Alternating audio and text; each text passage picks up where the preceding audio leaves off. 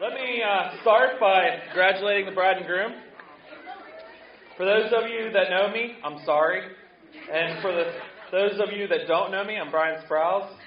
I'm the groom's best man. I've heard that being the best man is kind of like being the dead person at a funeral. You are expected to be there, but if you say too much, people get uncomfortable. Well, for the people that know me, they know I always have something to say, so get uncomfortable. When I started writing my speech, I did what everyone else does. I Googled best man speeches. Then I started putting all my ideas down on paper, and of course, my editor, my wife, had to proofread it. Well, it turns out I'm not funny. Don't worry, Joe. After tonight, you'll understand. There comes a time in everyone's life when they meet their soulmate, that person who will love them and put up with them for the rest of their lives. That moment came for Joe 12 years ago when he met me. We met at a bar because of a girl. Little did we know that it would be the beginning of our brotherhood, and we would be riding off into the sunset ever since. Joe has some great attributes that make him my best friend. He always shows up. And when he does, it's with a smile on his face and joy in his heart. Joe always knows how to lighten the mood, even in those shitty situations. He loves to make people laugh, and even if it might be embarrassing. Speaking of embarrassing, I think it's time for story time. And while I have many great stories and times with Joe, there is one that comes to mind. My wife and I were away at camp, and she saw that Froggy 1035 was giving away Kenny Chesney tickets at Steel City Harley for the first person to show up on a Harley in a bikini. So she calls Joe, and she tells. The next thing I know, I get a text from Joe that says, "I won the tickets." And there was a link, so I clicked it, and it was a picture of Joe sitting on his Harley in his boxers with a bikini on over top and Harley boots. I have to give him props. It was a cold day. When I first met Summer, I knew she was a great fit for Joe. She was soft-spoken, but stern. You could tell she was used to working with children. That's why Joe's inner child responded so great. But after I got to know Summer, I got to see that she has a big heart and a love for family. She keeps Joe grounded, and Joe keeps her on her toes. It's been a pleasure to have them both in my life. We have shared some great memories, and I look forward to sharing many more. There's a poem that I have here that I think will help you in your journey as a new couple. May the roads you travel be trouble-free, clear of pitfalls, obstacles, and debris. May love fuel your engine and your tank never run dry. So remember to show it often, or at least always try. May kindness and compassion be the lubricant for any friction that comes along. Let forgiveness and understanding help and keep you from your love strong. May you hold on tight as you round each corner and pave new roads together.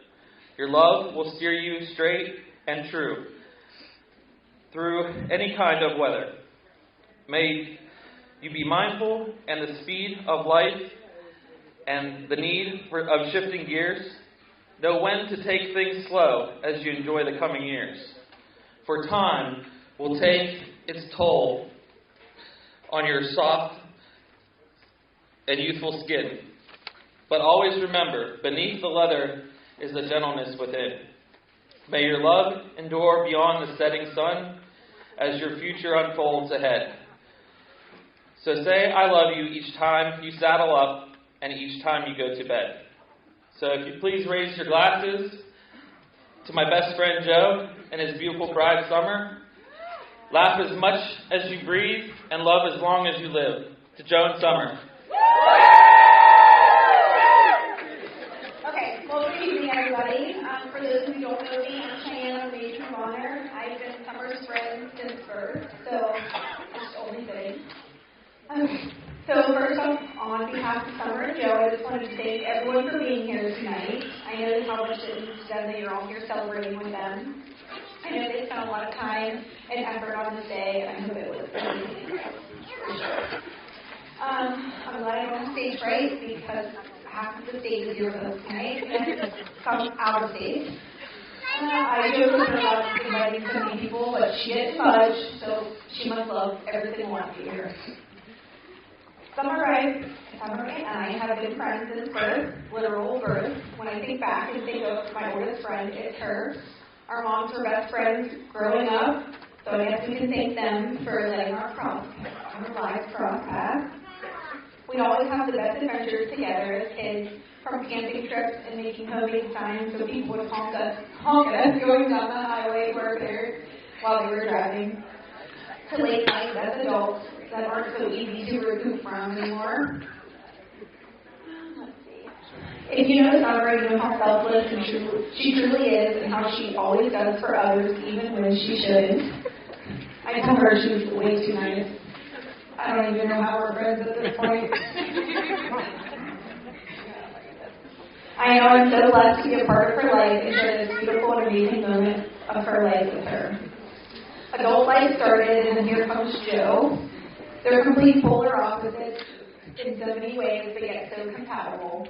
I'm not sure how life is behind the scenes with someone who enjoys organization and with someone who keeps everything from the last century and counting, but they do it and they do it well. Joe's still here to see us today, so they must be doing something right. When I first heard Joe propose, I was like, finally, Summer has only been planning this wedding for 3 months already. The wedding was going to happen whether Joe proposed or not, so I'm still sitting here today. So, to Joe and Summer, I'm just so happy you found each other. True love is so hard to find, and I can see how much you truly love each other. Joe, I couldn't ask for someone better. For Summer, you're a great person, and I know you're going to be a great husband, too. So thank you, and take care.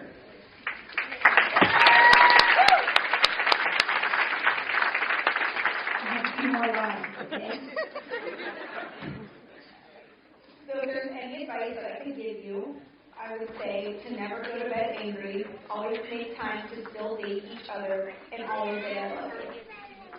May you have love, health, and wealth, but mostly wealth. But most importantly, may you have the time to enjoy them all together. And Summer and Joe, before I finish, I'd like you to turn and face each other. You're now looking into the eyes of the person who is statistically most likely to murder you. Now let's raise our glasses to the new life.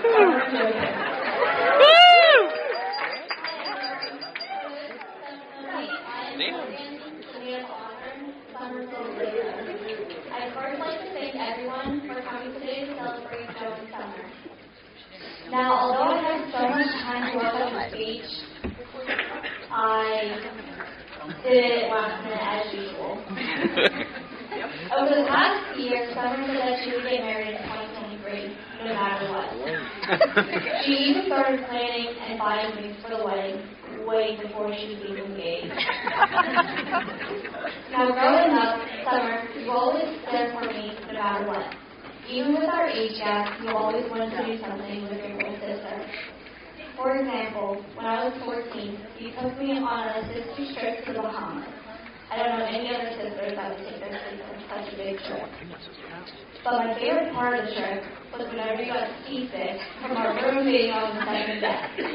I took my good old time getting ready because I thought it was the funniest thing.